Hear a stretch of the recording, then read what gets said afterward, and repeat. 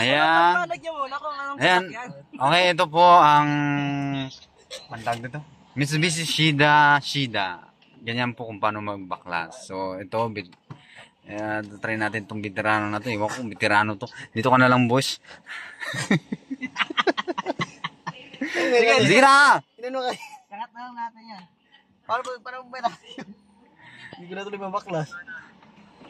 Ayan, medyo kinakabahan pa po yung nagbabaklas. Ayan, okay. Ayan, okay. Okay. Titirahan niya ulit sa kabila. Tara. Okay. Ayun. Dahan lang kayo, boss. Okay, yan.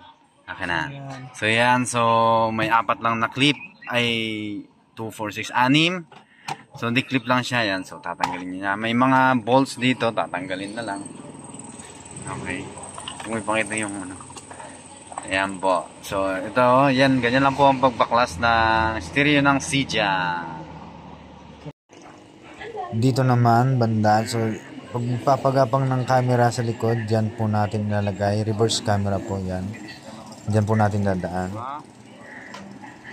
Ilalagay lang po natin dito sa mga sisiksik po natin dyan sa loob ng rubber na to. Tapos shoot natin dyan, palabas po dito sa may kabila. Yan po yung lusutan ng wire ng reverse camera. Yan, dadaan po natin dyan. Yan. Tapos dyan na po natin ilalagay yung reverse camera natin. So yan po, nagagamitan natin ng alambre siya para makuha natin yung wire ng reverse papunta doon sa likod po.